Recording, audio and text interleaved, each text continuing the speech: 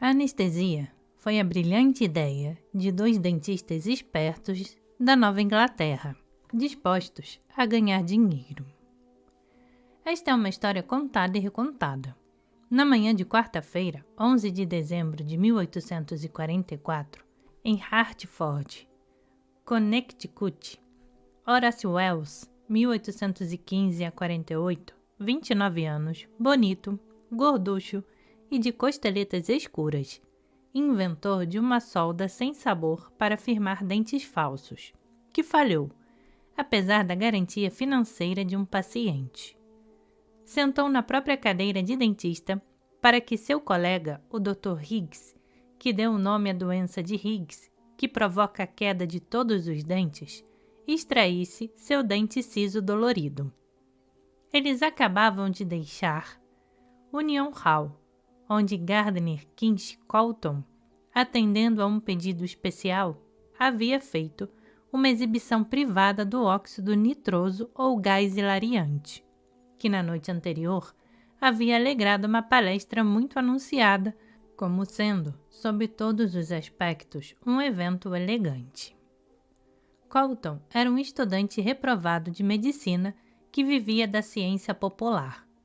O admirável desejo de aprender e a falta do que fazer em casa, à noite, que não fosse ouvir ou tocar piano, fazia com que esse tipo de palestra fosse muito popular, especialmente quando acompanhada por lampejos elétricos, explosões químicas e odores desagradáveis convincentes. O óxido nitroso foi criado em 1772 por Joseph Priestley, 1733 a 1804.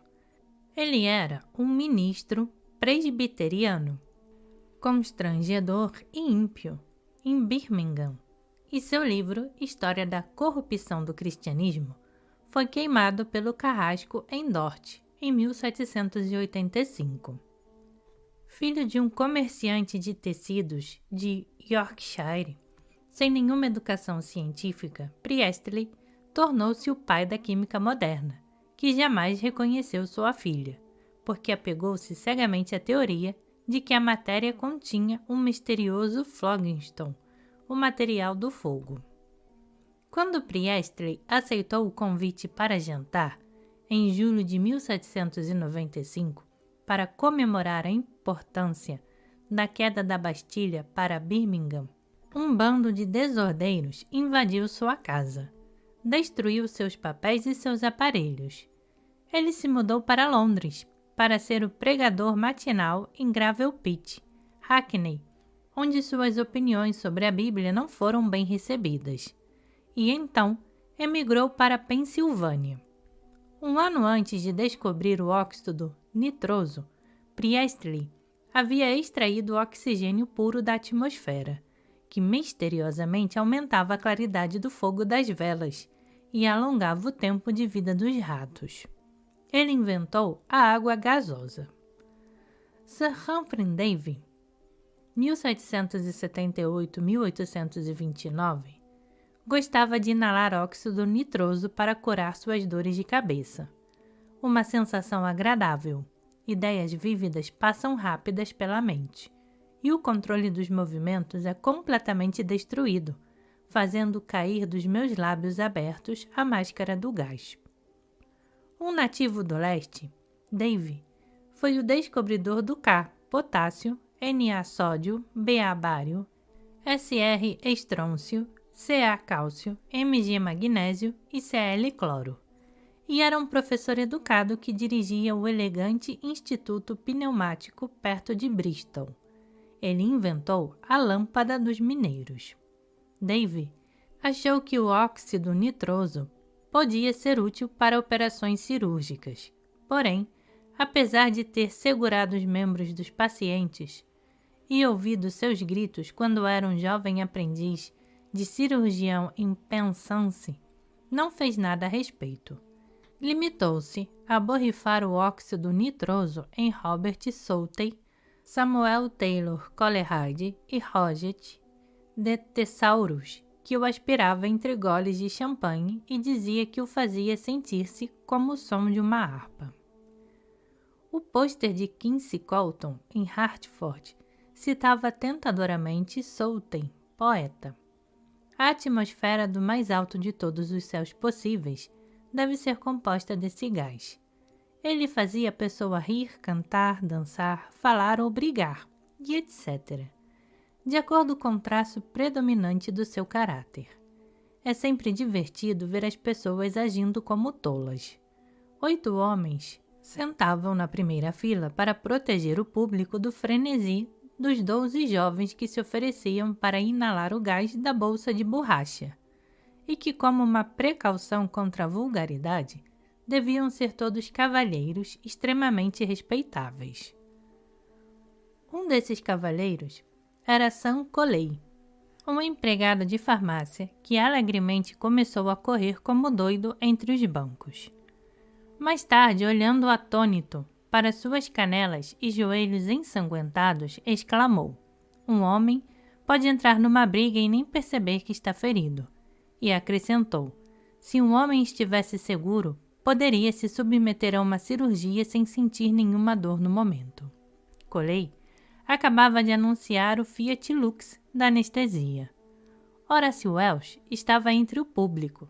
Então um homem pode extrair um dente sem sentir dor com gás hilariante? Pensou ele. Na manhã seguinte, ele pôs a ideia em prática. Uma nova era da extração de dentes, exclamou. Depois, como no caso do homem que inventou uma ratoeira mais aperfeiçoada, o mundo com dor de dente fez fila na frente da sua porta. Depois de um mês, ele foi para Boston para ganhar mais dinheiro.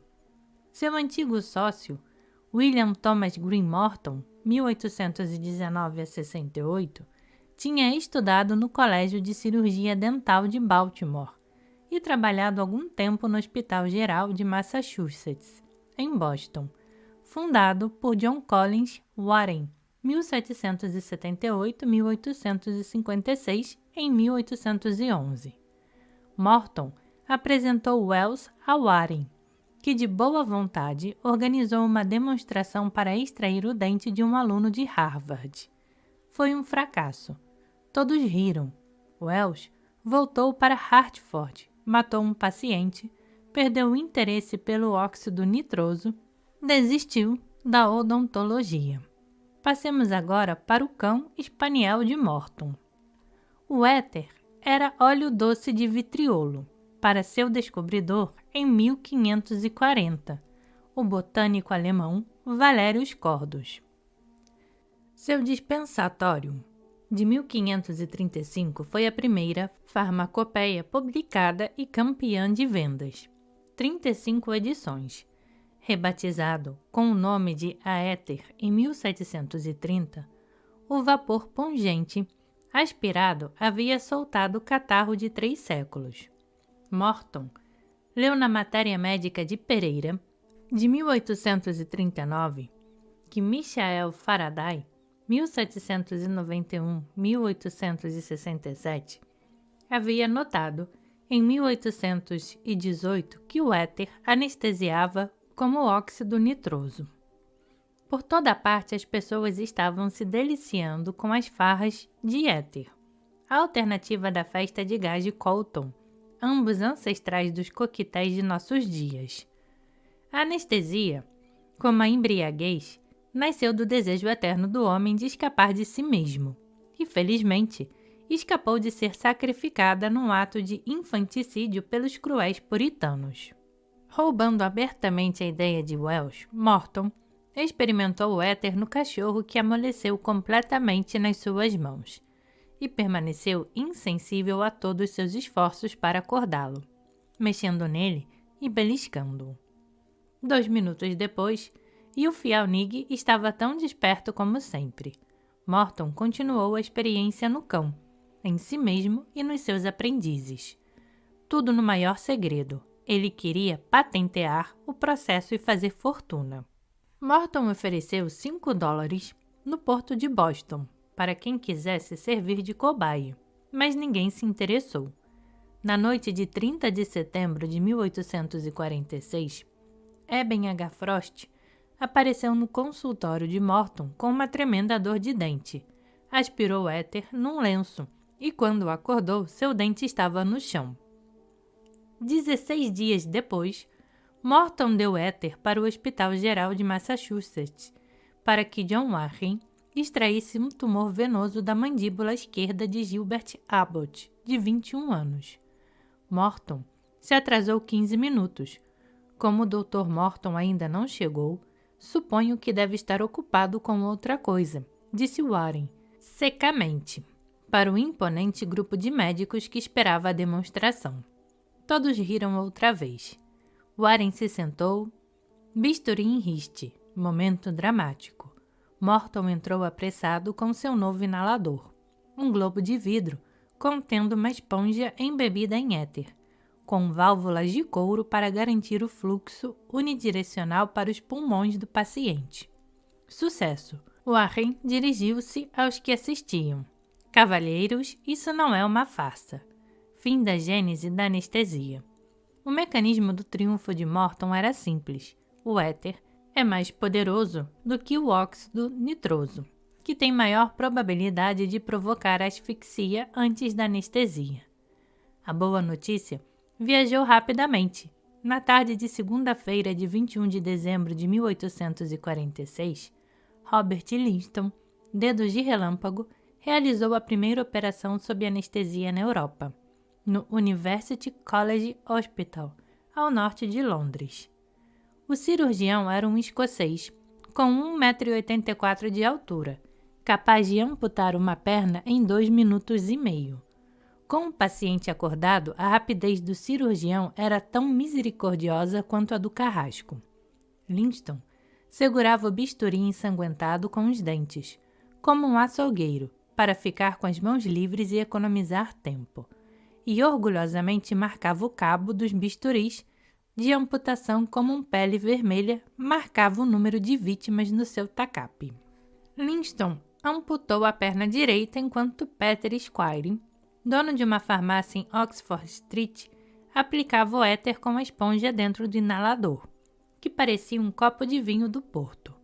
Cavalheiros, este truque Yankee ganha de longe do mesmerismo, admitiu o cirurgião vaidoso, irônico e agressivo, com grande e significativa generosidade.